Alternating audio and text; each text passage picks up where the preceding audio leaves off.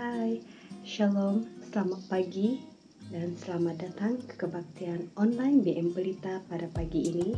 Harap jemaat Tuhan bersiap sedia dimanapun kita berada, baik di tempat masing-masing pada saat ini.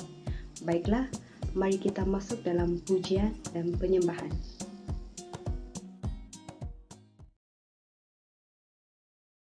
Through you, I can do anything. I can do all things. 'Cause it's you who gives me strength. Nothing is impossible. Through you, blind eyes are open. Strongholds are broken. I am living by faith. Nothing is impossible.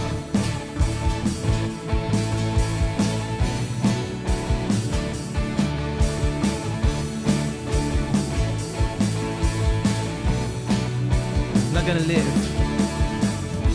I'm not gonna live by what I see.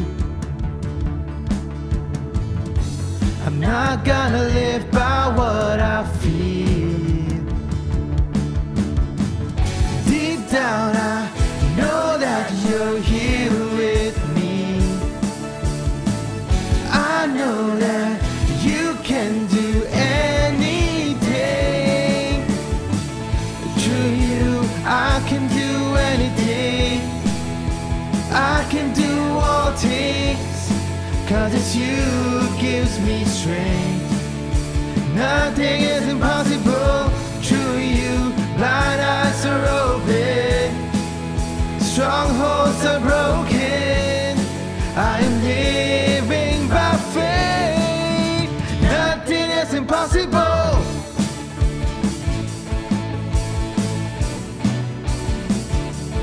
Nothing is impossible.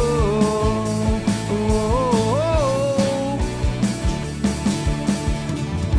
I'm not gonna live by what I see. I'm not gonna live by what I feel. No, no. Deep down I know that you're here with me.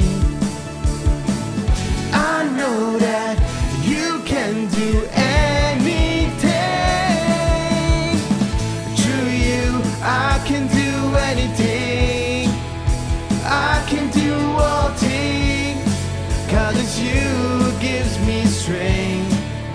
Nothing is impossible. Through you, blind eyes are open. Strongholds are broken. I am living by faith. Nothing is impossible. Oh,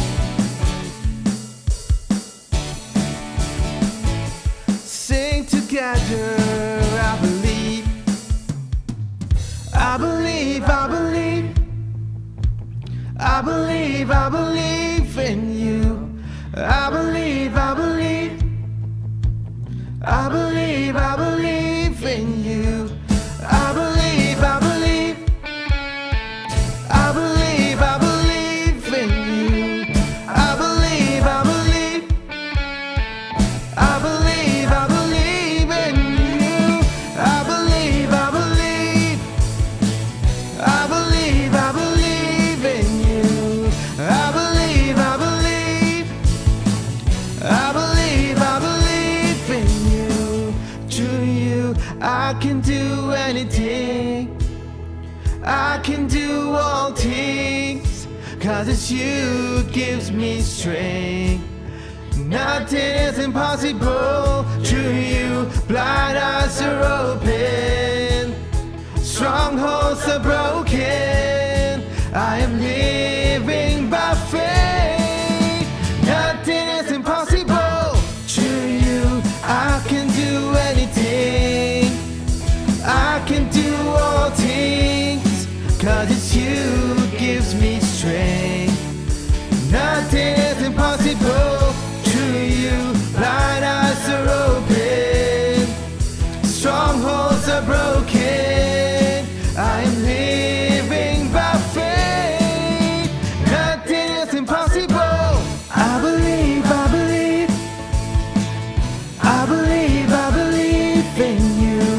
I believe, I believe, I believe, I believe in you. I believe, I believe, I believe, I believe in you.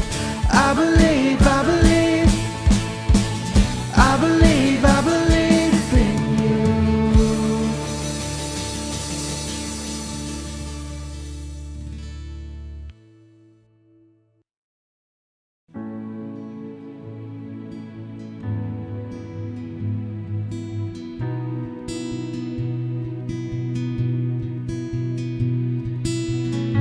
Terima kasih Tuhan, kami ada di sini untuk memuji nama Kamu Tuhan. Kita hidup pada hari ini sungguhnya berkat kemurahan Tuhan. There's no other love like yours God, so great. Engkau sangat-sangat baik dalam hidup kami Tuhan. Dan kami ingin memuji nama-Mu, menyembah-Mu Tuhan. Mari kita nyanyikan lagu ini. Kau hiasi kehidupanku dengan kemurahan-Mu. Kau rancangkan masa depanku penuh dengan harapan. Aku ada saat ini, semuanya karena kasih-Mu. Aku hidup hari ini, semua berkat kemurahan-Mu. Terima kasih Yesus, Engkau sangat baik, teramat baik bagiku.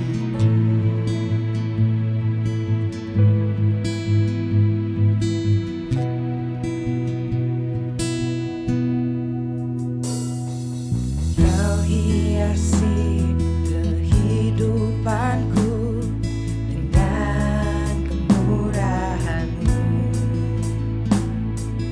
Kau rancangkan masa depanku penuh dengan harapan. Aku ada saat ini, semuanya karena kasih-Mu. Aku hidup hari ini, semua berkat kemurahan-Mu. Terima kasih Yesus, Engkau sangat baik, teramat baik. Aku ada saat ini, semuanya karena kasih-Mu. Aku hidup hari ini, semua berkat kemurahan-Mu. Terima kasih Yesus, Engkau sangat baik, teramat baik bagiku.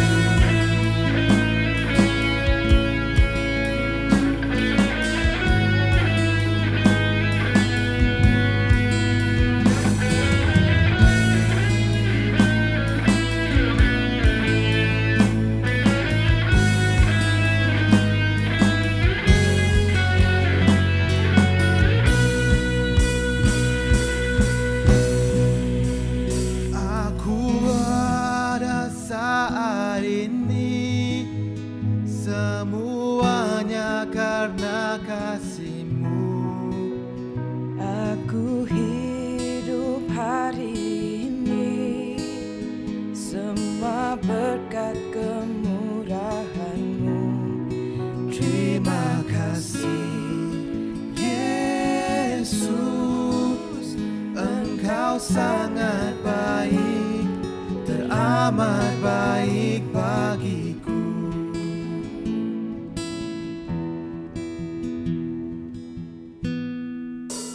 Aku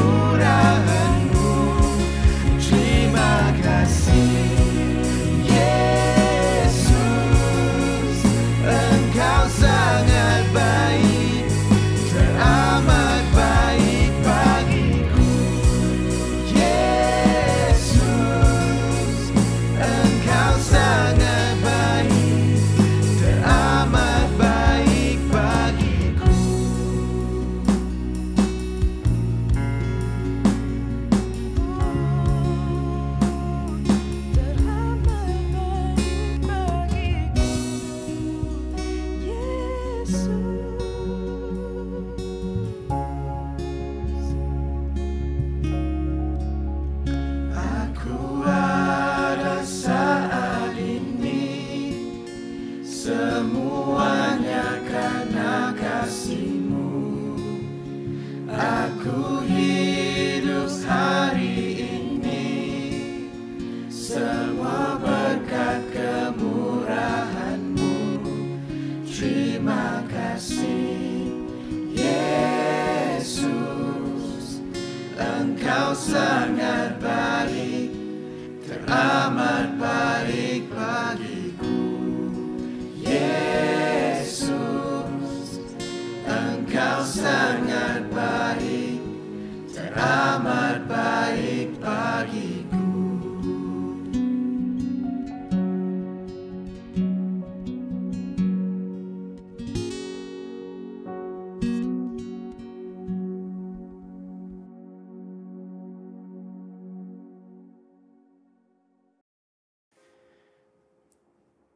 Shalom dan selamat pagi. Saya ucapkan kepada jemaat Tuhan yang Yesus Kristus kasihi. Kita sangat bersyukur kepada Tuhan oleh karena kita punya kesempatan untuk bertemu sekali lagi melalui pemberitaan firman Tuhan pada pagi hari ini. Ya Bapak Ibu, Saudara-saudari, dimanapun kita berada, untuk bersekutu, berdoa, dan memuji Tuhan serta mendengar firman Tuhan ini, saya percaya dan doa saya Anda pasti diberkati melalui firman Tuhan ini. Karena itu Bapak Ibu, firman Tuhan yang ingin saya kongsikan untuk kita pada pagi hari ini telah saya petik daripada 2 Timotius pasal yang ketiga ayat 1 sampai ayat yang ke-17. 2 Timotius pasal 3 ayat 1 sampai ayat yang ke-17. Dan saya tidak akan membaca seluruh bahagian ini sekali, tapi saya akan membawa kita melihatkannya di dalam bahagian uraian firman Tuhan nanti. Dan saya akan menyebutkan bahagian itu. Namun saya akan membaca untuk kita ayat yang pertama, di mana ayat yang pertama berkata, "Ingatlah hal ini, pada hari-hari terakhir akan timbul banyak kesusahan." Bapak Ibu Saudara-saudari, kalau kita lihat apa yang dikatakan oleh Paulus kepada Timotius ini, kita tahu ianya merupakan satu peringatan yang berbicara tentang keadaan pada hari-hari yang terakhir. Kalau kita lihat dalam terjemahan bahasa Malaysia ini, dia menggunakan pada hari-hari terakhir. Dan kalau terlihat dalam terjemahan bahasa Indonesianya, dia berkata hari atau akhir zaman. Jadi Bapak Ibu Saudara-saudari, kalau kita lihat, ianya boleh kita fahami di dalam dua bahagian. Ada ia berbicara tentang keadaan masa akhir di dalam pelayanan Paulus, atau ia kita boleh fikirkan juga ia berbicara tentang keadaan pada masa yang terakhir sebelum kedatangan Tuhan Yesus Kristus. Jadi Bapak Ibu, kalau terlihat berbicara tentang topik mengenai hari-hari terakhir atau akhir zaman ini, yang merupakan salah satu topik yang menarik dan masih menjadi misteri bagi banyak orang Kristen, di mana pembicara dan pembahas mengenai akhir zaman umumnya lebih menyoroti mengenai fenomena-fenomena alam yang akan terjadi nanti.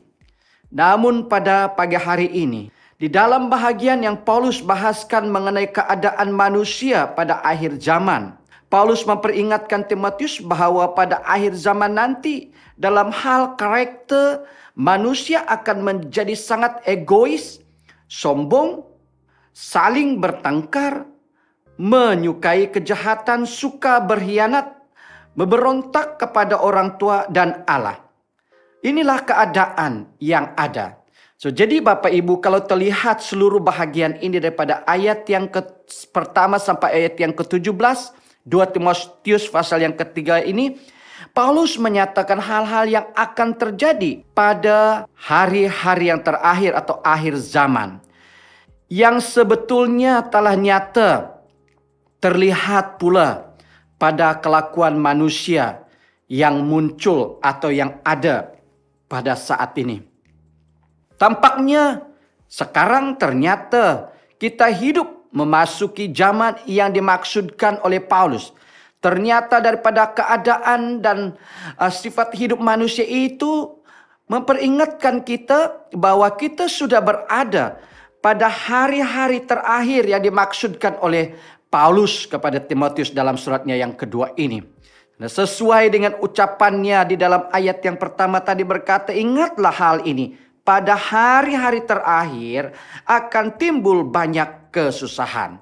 Jadi Bapak Ibu Saudara-saudari, pertanyaannya, apakah yang harus kita lakukan menghadapi atau berhadapan dengan hal-hal itu? Maka itu daripada ayat yang terdapat di dalam 2 Timotius pasal 3 ayat yang pertama sampai 17 ini, saya membawa kita melihatnya dengan tema kekuatan untuk menghadapi tentangan akhir zaman. Jadi Bapak Ibu, kalau kita lihat di dalam bahagian ini, ianya berbicara tentang keadaan yang ada di akhir zaman ini, atau hari-hari yang terakhir ini yang merupakan pasti. Ia satu tantangan yang hebat, tantangan yang besar bagi saya dan Anda. Jadi maka itu apakah yang perlu kita lakukan? Apakah yang perlu kita ketahui? Yang bagaikan ia satu kekuatan bagi kita agar kita dapat menghadapi semua tantangan itu dengan jayanya. Jadi Bapak Ibu, kalau kita lihat sedikit daripada pengertian istilah masa yang sukar itu daripada bahasa asalnya, bahasa Yunaninya, ia berarti satu masa yang amat sangat sukar. Atau satu masa yang sangat susah. Bukannya sekedar susah, bukannya hanya sekedar sukar, tetapi masa yang amat sangat sukar. Coba berarti Bapak Ibu, ia satu masa yang sangat mencabar hidup kita. Maka itu Bapak Ibu Saudara-saudara, hal yang pertama yang perlu ingin saya kongsikan untuk kita, ianya berbentuk pertanyaan berkata, apa maksudnya dan mengapa pada akhir zaman terjadi masa yang sedemikian amat sangat sukar bagi semua manusia? Apakah sebabnya? Atau apakah maksudnya? Apakah yang menyebabkan hal itu terjadi? Daripada ayat yang pertama sampai ayat yang ke-9 kita melihat hal yang pertama yang menjadikannya terjadi masa yang sukar, masa yang susah bagi kita pada masa ini oleh karena pertama itu manusia beribadah secara lahiriah tetapi tidak mengenal kebenaran. Kalau kita lihat di dalam ayat yang kedua sampai ayat yang ke-9, dari bahagian ini jelas bahwa pada akhir zaman manusia secara lahiriah katanya tetap beribadah. Ya, mereka datang ke gereja, mereka membaca firman Tuhan, ya mereka berdoa, menyanyi, mengikuti kebaktian dan sebagainya. Namun mereka memungkiri kekuatan ibadah itu. Artinya mereka tidak lagi mengalami dan tidak lagi percaya bahwa ibadah mereka itu menghasilkan kuasa ibadah itu. So kalau kita lihat, saya teringat daripada pengertian Derek Prince mengenai hal ini, di mana dia mengatakan bahwa menjelaskan bahwa kuasa ibadah ialah kuasa yang akan mengubah diri kita semakin saleh saat kita beribadah. So jadi sebenarnya seseorang yang benar-benar beribadah kepada Tuhan, berdoa, menyanyi, membaca firman Tuhan, mengikutkan kebaktian, pasti ia mengalami satu perubahan yang baik, perubahan yang memuliakan nama Tuhan, yang menyenangkan hati Tuhan. Tetapi keadaan orang hanya mengadakan kebaktian atau ibadah secara lahiriah, tidak mengalami perubahan hidupnya, maka itulah terjadinya masa ini atau hari ini satu hari yang sangat sukar. Bahkan pada akhir zaman banyak manusia semakin rajin beribadah, memberi hidupnya, tetapi tidak mengalami perubahan menjadi semakin saleh. Manusia walaupun beribadah menjadi semakin mencintai diri sendiri, suka membual, sombong, memfitnah, tidak tahu mengasihi, dan sebagaimana disebutkan di dalam ayat 3 sampai ayat yang ke-9. Ulah semacam inilah yang menyebabkan manusia mengalami masa yang amat sangat sukar pada masa ini. Jadi selain banyaknya bacaan, bencana alam, dan tantangan-tantangan secara global, Kelakuan manusia sendirilah yang menjadi penyebab utama kesukaran akhir zaman yang amat sangat ini. Hal yang menyebabkan kesukaran itu yang kedua atau B, yaitu manusia yang beribadah dengan benar mengalami penganiayaan. Kalau kita lihat daripada ayat yang ke-10 sampai ayat yang ke-13, di mana Paulus berkata kepada Timotius, tetapi engkau telah mengikuti ajaranku, cara hidupku, pendirianku, imanku, kesabaranku, kasihku dan ketekunanku. Engkau telah ikut menderita penganiayaan dan sengsara seperti yang telah ku derita di Antioquia dan di Iconium dan di Listra. Semua penganiayaan itu ku derita dan Tuhan telah melepaskan aku daripadanya. Memang setiap orang yang mau hidup beribadah di dalam Kristus Yesus akan menderita aniaya. Sedangkan orang yang jahat dan penipu akan bertambah jahat. Mereka menyesatkan dan disesatkan. Bentuk dan penyebab kedua dari kesukaran di akhir zaman adalah aniaya. Penderitaan orang Kristen sejati semakin berat. Karena bukan hanya disebabkan oleh alam atau kelakuan orang Kristen palsu di atas, tetapi juga karena orang yang beribadah juga menderita aniaya.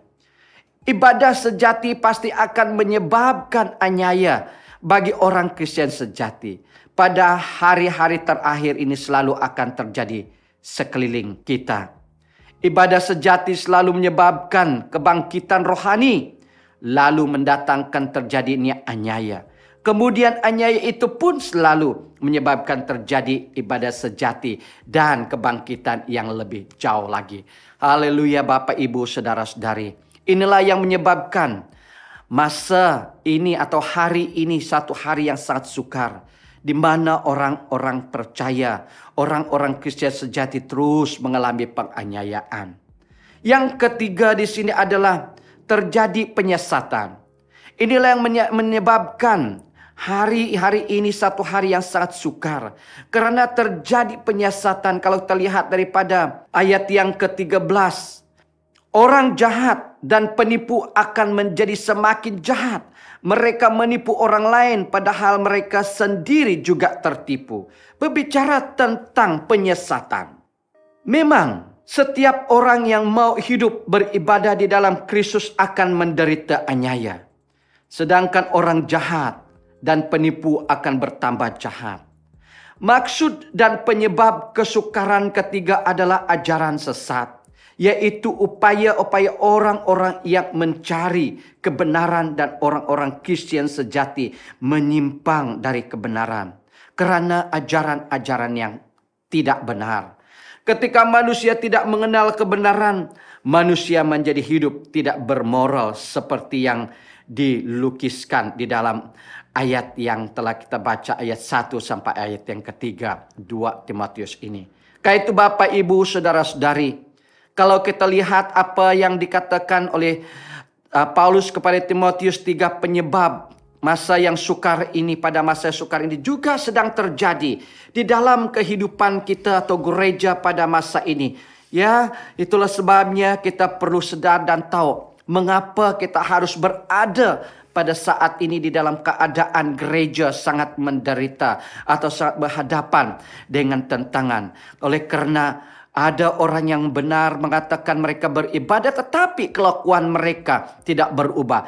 Dan oleh karena memang orang yang benar yang takut akan Tuhan, mengasihi Tuhan, pasti mereka terus mengalami penganiayaan. Dan oleh karena di dalam zaman sekarang, masa sekarang ini, kita melihat banyak ajaran-ajaran yang datang masuk ke dalam gereja kita yang menyesatkan kita. Maka itu Bapak Ibu Saudara-saudari, kita harus sadar bahwa itulah sebabnya kita katakan hari ini adalah hari yang sangat-sangat sukar.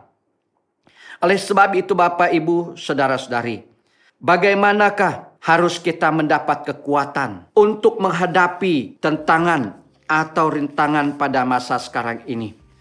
Yang kedua yang ingin saya kongsikan yaitu kita perlu mengenal kebenaran sebagai kekuatan di akhir zaman ini. Kita perlu mengenal kebenaran sebagai satu kekuatan yang memampukan kita untuk menghadapi segala tantangan di akhir zaman ini. Kita telah melihat penyataan Paulus bahwa pada akhir zaman manusia beribadah secara lahiriah, lalu ingin diajar tetapi tidak pernah mengenal kebenaran. Mengenal kebenaran artinya bukan sekedar mengetahui kebenaran atau sekedar menambah pengetahuan di otak, tetapi justru mengalami keintiman atau kedekatan hubungan pribadi dengan firman. Kata mengenal dalam bahasa aslinya mempunyai pengertian mempunyai hubungan intim atau satu pergaulan yang sangat akrab dengan firman itu sendiri, yaitu bersatu dengan firman itu. Dan inilah sebabnya yang dimaksudkan Yesus menjadi tanah hati yang baik, yang jika ditanami dengan benih firman pasti akan berbuah. Lalu bagaimana caranya agar kita dapat mengenal kebenaran? Ternyata dalam ayat 14-17 berkata, tetapi hendaklah engkau tetap berpegang pada kebenaran yang telah engkau terima dan engkau yakini, dengan selalu mengingat orang yang telah mengajarkannya kepadamu. Ingatlah juga bahwa dari kecil engkau sudah mengenal kitab suci yang dapat memberi hikmat kepadamu dan menuntun engkau kepada keselamatan oleh iman kepada Kristus Yesus. Segala tulisan yang diilhamkan Allah memang bermanfaat untuk mengajar, untuk menyatakan kesalahan, untuk memperbaiki kelakuan, dan untuk mendidik orang dalam kebenaran. Dengan demikian tiap-tiap manusia kepunyaan Allah diperlengkapi untuk setiap perbuatan baik. Haleluya. Bapak, Ibu, Saudara-saudari, jelas daripada firman Tuhan ini memperingatkan saya dan Anda. Kekuatan yang memampukan kita untuk menghadapi tantangan di akhir zaman ini adalah pengenalan akan kebenaran yang sebenarnya. Bukan hanya sekedar telah mendengar firman Tuhan. Bukan hanya sekedar membaca firman Tuhan tanpa mengerti dan mengaplikasikan dan melakukannya dalam hidup kita. Itu bukan mengenal kebenaran. Orang yang benar-benar mengenal kebenaran firman Tuhan itu, mengakui bahwa firman Tuhan itu adalah satu kalimat perkataan yang diilhamkan oleh Allah kepada orang yang menulisnya, dan mengakuinya ianya kebenaran firman Tuhan. Dan ia pasti mendapat kekuatan yang luar biasa bagi dia untuk menghadapi tantangan di akhir zaman ini. Marilah kita lihat pengajaran Paulus tentang bagaimana caranya agar di zaman yang sukar ini kita dapat mengenal kebenaran dan kuat sehingga tetap bertumbuh dalam iman. Dan itulah sebabnya berkata, kamu harus mengenali kebenaran itu. Kebenaran firman Tuhan itu memberikan hikmat. Kebenaran firman Tuhan itu membangkitkan kekuatan baru bagi kita. Dan sebab itu Bapak Ibu, marilah kita menjadi orang Kristen yang benar-benar mengenal, mengetahui kebenaran firman Tuhan itu. Yang ketiga, perkara yang memberikan kekuatan bagi kita untuk mampu menghadapi segala tantangan di akhir zaman ini atau di hari-hari yang sukar ini, yaitu tetap berpegang pada firman. Tetap berpegang pada firman bermakna apapun ajaran firman Tuhan yang telah kita dengar, apapun ajaran firman Tuhan yang kita baca selama ini, biarlah kita terus berpegang. Biarlah kita terus mengimani. Biarlah kita terus percaya kepada firman Tuhan itu. Karena itu adalah kebenaran yang diberikan oleh Allah. Seperti mana dikatakan dalam ayat yang kita baca tadi.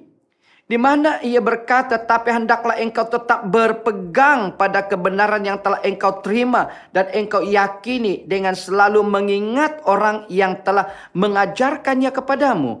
Ingatlah juga bahwa dari kecil engkau sudah mengenal kitab suci yang dapat memberi hikmat kepadamu dan menuntun engkau kepada keselamatan oleh imanmu kepada Kristus Yesus. Dalam ayat 14-15, inilah kata Paulus kepada Timotius bagaimana ia dapat mampu menghadapi keadaan yang sukar di zaman akhir ini dengan tetap berpegang kepada firman Tuhan. Apa yang telah dia terima, apa yang telah dia dengar sejak kecilnya itu, ia mengenal kitab suci itu dan harus dia berpegang. Paulus mengajar bahwa Timotius akan mengenal kebenaran kalau dia tetap berpegang pada kebenaran itu. Dan ini sesuai dengan prinsip di dalam ajaran Yesus sendiri. Di mana dalam Yohanes 8 ayat 31 sampai 32 berkata, maka katanya kepada orang-orang Yahudi yang percaya kepadanya, jikalau kamu tetap dalam firman-Ku dan kamu benar-benar adalah murid-Ku, dan kamu akan mengetahui kebenaran, dan kebenaran itu akan memerdekakan kamu. Timotius berpegang teguh pada kebenaran karena ada orang-orang yang mengajarinya. Baik masa itu maupun sejak masa kecilnya di dalam keluarga. Dan inilah kelompok pemuridan. Memperingatkan saya dan Bapak Ibu. Sangat penting bagi kita menjadi teladan dan menjadi pengajar yang benar di dalam keluarga kita.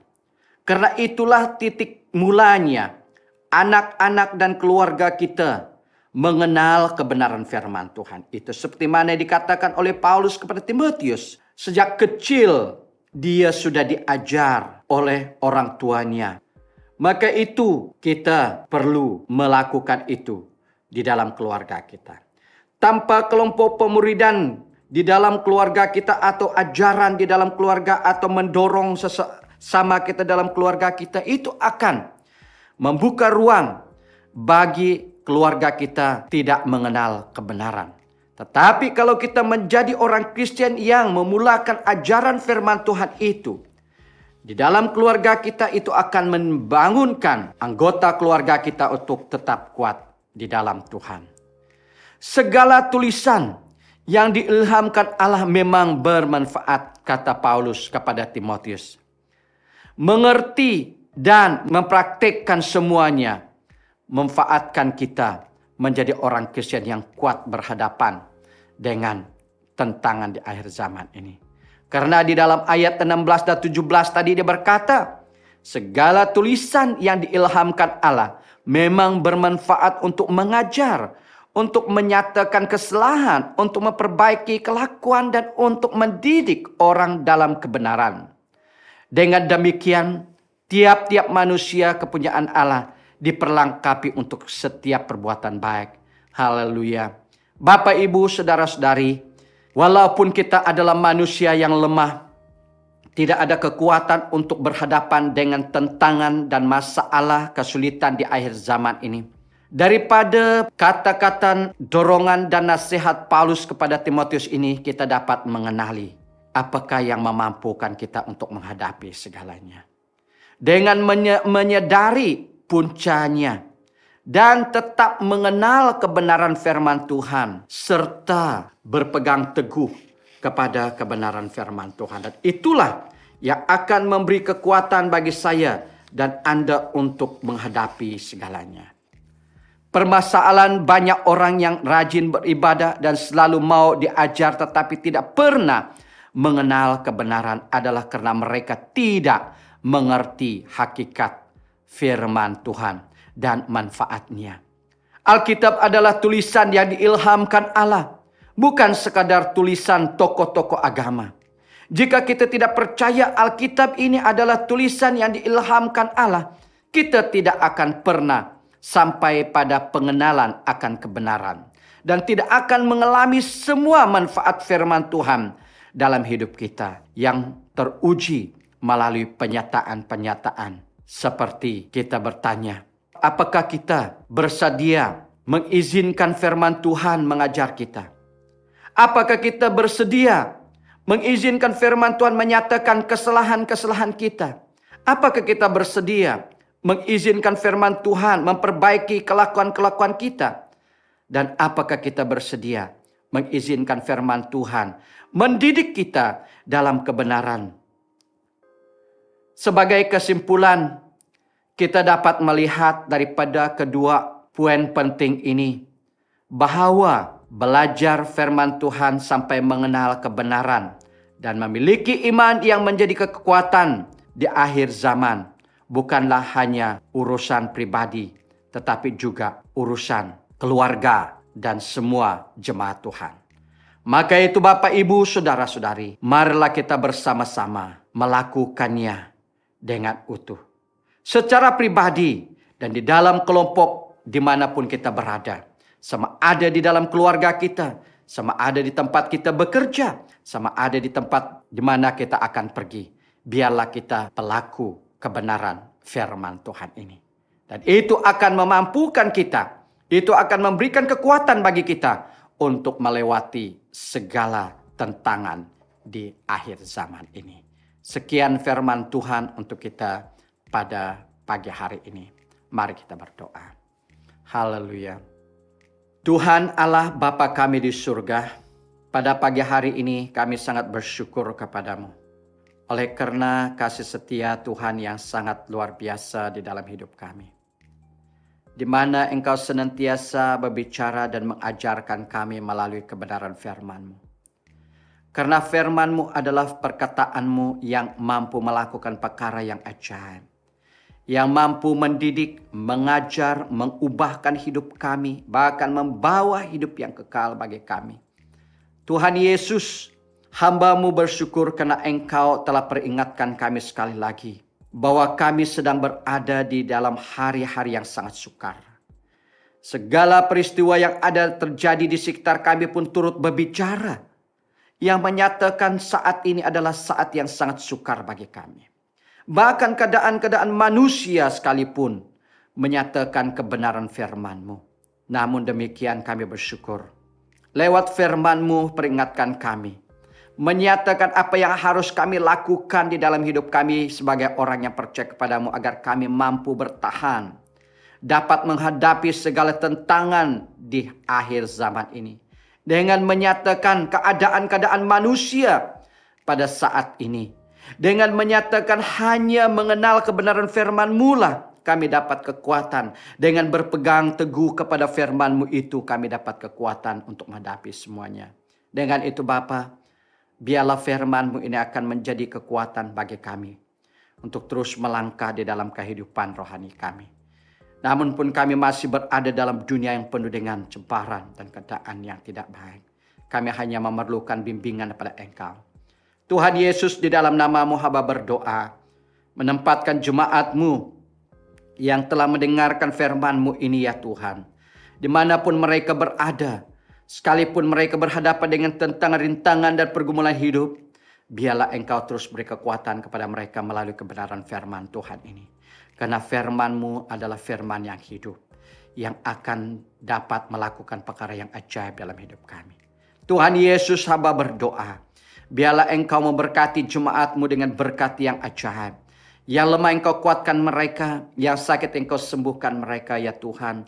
Yang punya beban masalah pergumulan hidup pada saat ini, Engkaulah jawaban yang pasti bagi mereka. Doa hamba-Mu pada pagi hari ini, biarlah Engkau terus memberkati jemaat-Mu dalam kehidupan mereka secara fisikal, makanan pakaian yang secukupnya, usaha pekerjaan perniagaan kebun ladang mereka Engkau berkati ya Tuhan. Dan mereka akan terus memuliakan nama-Mu. Naungi bungkusi jemaat-Mu Tuhan di dalam kuasa dan darah-Mu. Agar mereka tidak dapat mengalami apapun tantangan, rintangan dan serangan iblis. Bahkan jangkitan, sentuhan, virus penyakit yang ada tidak dapat menyentuh tubuh mereka. Mereka tetap berada di dalam pemeliharaan Tuhan. Karena itulah yang kami yakini. Saat kami berada dalam pimpinan dan perlindungan Tuhan, tak ada satu perkara pun yang dapat menyentuh kami ya Tuhan. Terpujilah nama-Mu Bapa. Terima kasih Bapa. Inilah doa hamba-Mu. Dalam nama Yesus Kristus kami berdoa. Amin. Amin. Terima kasih. Sekian firman Tuhan. Tuhan Yesus memberkati.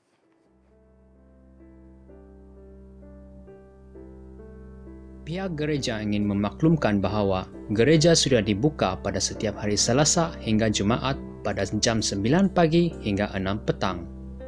Pada setiap hari Selasa, mari kita masing-masing mengambil masa untuk berdoa sebagai satu gereja, mendoakan perlindungan dan keperluan satu sama lain. Kelompok sel akan berlanjut seperti biasa. sila hubungi ketua kelompok sel anda untuk maklumat lanjut. Minggu depan, pada 4 Oktober, Majlis Penghargaan Pekerja 10 Masa akan diadakan di gereja pada 9 pagi. Servis akan bergabung dengan servis English.